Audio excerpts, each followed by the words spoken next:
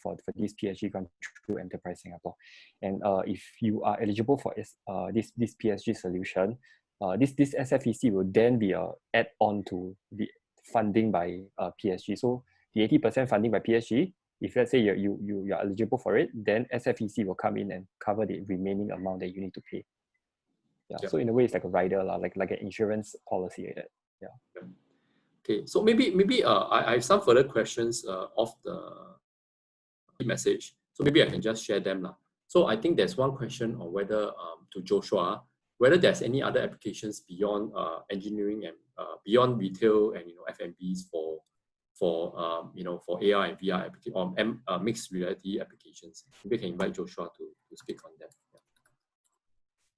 Hi, Len, thanks for that. Yeah, there's well, the industries are a lot where AR and VR are actually used, especially in the healthcare, oil and gas, retail, and even e-commerce.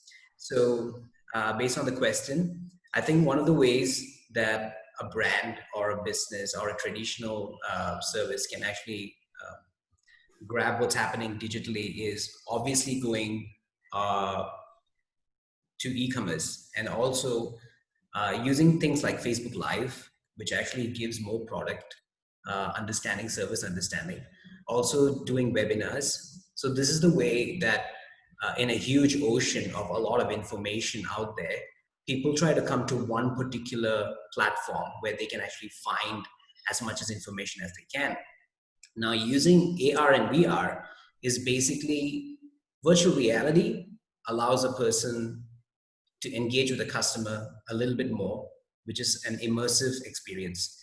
So with that particular immersive experience, they're able to understand and get involved in the particular product even before they understand what the service is or whether they decide to even buy the product.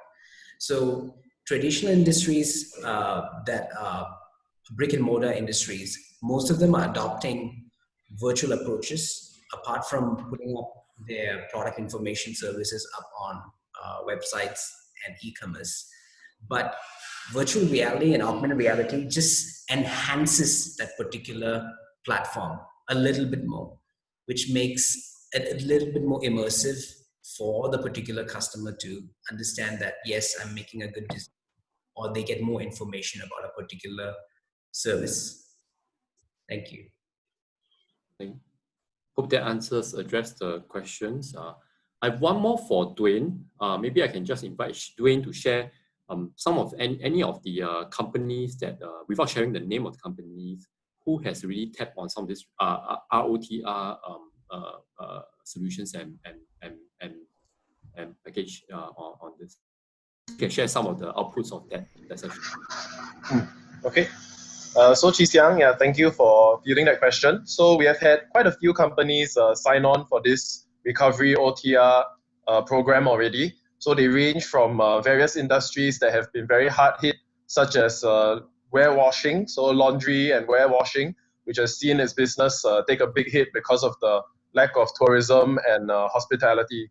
So at the same time, we've also had some companies working in the digital space, e-commerce in particular. So despite them seeing an uptick in their opportunities right now, they also foresee a need to plan for their they do strategic planning for the post-COVID recovery, as well as to sustainably expand at this point in time. Okay, right. Sorry, just to jump a bit about. I think there's one question on the VR solution. Does the solution require the use of Air+, which is not released yet? Maybe I can ask Joshua to share on this. Thanks, Lip. Well, it's officially not released yet, but the whole idea for Apple Glasses to wait and understand the market on how Google has done it and how Amazon is doing it is to actually incorporate virtual and augmented reality first. But one of their first SOPs would be augmented reality, and virtual would be something that would be a follow-up. Thank you. Great. Okay. Okay, let me answer this. I think we should this one. I think we have answered. Okay. Okay, so I think this one I can take this. I can take this question. There's a question by Gerald saying that how can a New Zealand tech company offer solutions to SMEs? Can it be listed in Tech Depot website? I think the answer is that you need to have your solutions be pre-qualified by Enterprise Singapore to be listed on the Tech Depot website. But however, having said that, right, you definitely can still offer solutions to SME as long as you are able to provide and support that service. So I just want to take this question in two parts to them separately, right? Yeah. So I have another question, but I'm mindful of time. Actually, I should have 1 minute left. This is a question by Edwin. Edwin, nice to see you here again. Is that if a company has already been offered a PSG solution but not started a computer yet, can they still apply for the riders as per the application process? And what would be the application process like?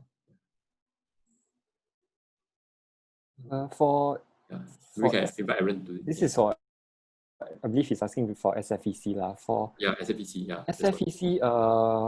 This SFEC actually, you can actually use SFEC for supportable programs that are applied on or after 1st April this year. So it actually depends. It also depends on whether your company is eligible for SFEC in the first place or not. So if you receive a notification, maybe sometime this month, ESG, to let you know if whether you are eligible for SFEC, and if so, you can actually utilize your credits for SFEC. Based on what we understand from ESG, the application for SFEC, if let's say for example, if you apply for PSG solutions, right, and you want to use SFEC, they will automatically help you to deduct it.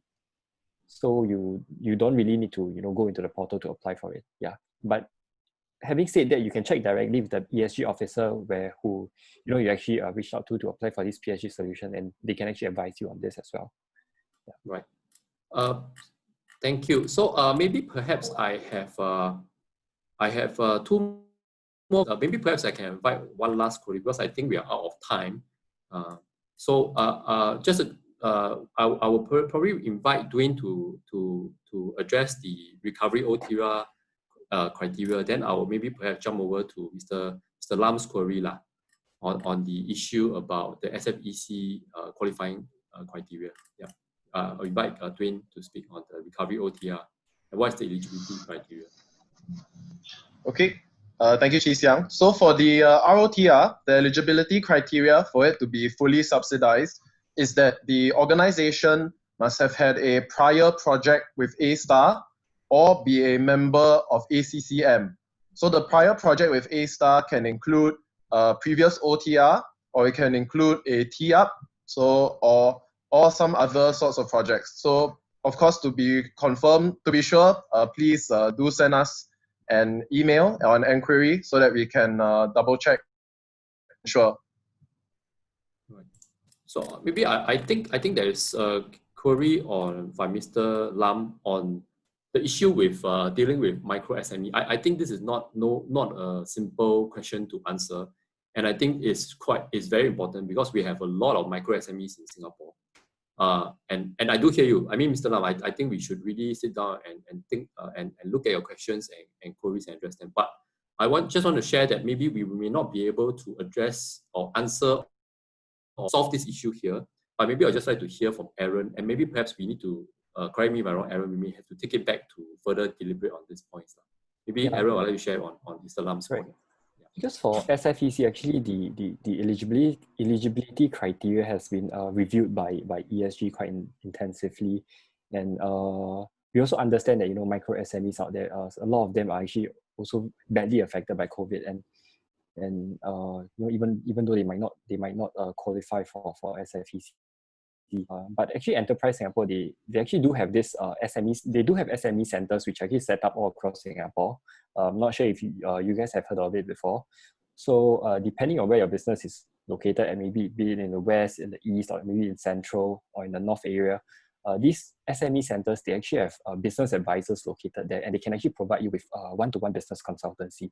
So during consultancies, they can analyze, your business, at which stage is your business at, be in terms of digitalization, and they can advise you directly on the most appropriate and suitable programs, schemes that your company should actually apply for. For example, if let's say you're planning to embark on digitalization projects, maybe they can advise you on, okay, you need to sign up for this digitalization resilience bonus, which provides you with cash payouts when you adopt digital solutions. So these are some of the solutions and services that these SME centers can actually provide you, especially for these micro SMEs out there. Yeah. Right.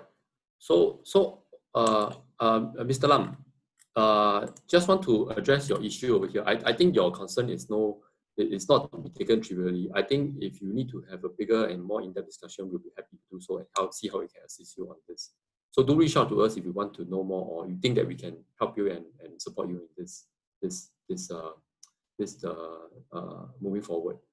So sorry, I just have one more query because I promised to have one more questions to come in. Sorry, this question is, so this is directed to Joshua. So shifting gear a bit, they're saying that online retail, furniture retail is not taking off. So do you have any insights on why it's not taking off? I mean, there are companies like the big companies in USA like Wayfair who has actually implemented AR to try to promote their products. Maybe if you share a bit about your insights and experience on why is retailing through AR not taking off in a big way. Yeah, one of the reasons that thanks Lim for that. One of the reasons that AR through retail is actually not kicking off as per se is it's actually in the market share, if you can believe it, in terms of the mind share of understanding. Businesses and retail are finding it hard to incorporate the full extent of how AR can be an actual solution.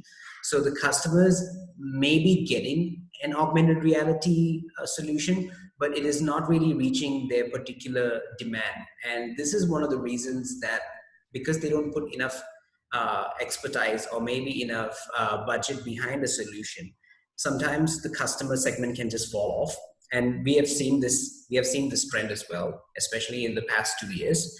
But this trend is basically going to change. That's why I mentioned the mind share when it comes to like next year onwards, where it's going to be a do solution where people are going to probably incorporate a little bit more into that. So that's going to probably change. So one of the answers to the question is that the retailers are not really giving a lot of significance that AR can actually save the day. And this has actually been quite prominent around Asia, so to speak, because in Europe and in markets like Australia, AR is one of the approaches that people use to determine whether they need to adopt a service or actually buy a product, and even using VR to ship it. And this is a change and a trend that hasn't come on board to our markets yet, but pretty sure it'll be coming soon. Right, thank you, Joshua. So I think I'll take this opportunity to thank all the panel members and also Yuri here, so that spending this wonderful afternoon to share your expertise and experience. So we're really grateful for all the panels to be here. In better times, we will have a token of appreciation, but in virtual times, maybe we have a virtual handshake. But having said that, I will need to hand over the session back to James. James, back to you to end up the session. Thank you, Chee Siang. We have now come to the end of the webinar. I think due to the overwhelming questioning coming in, perhaps in the future, 1.5 hour in future webinar catering for this Q&A will be good. I hope you would have better understanding on what are the reliefs available for you to position your business using AR and VR and the various monetary subsidies through the SkillsFuture Enterprise Credit. Feel free to contact the various speakers for a more detailed discussion if needed. You are most welcome to contact us on our Operation Technology Roadmap program to assist your company reaching greater heights. Before you leave this webinar, I would appreciate if you could help us to do a short survey so that we can do better in the coming webinars. Thanks for staying with us. In between, I will remain here for a couple more minutes For anyone who wanted to reach out to me through the Zoom chat, have a nice day ahead. Take care. Thank you.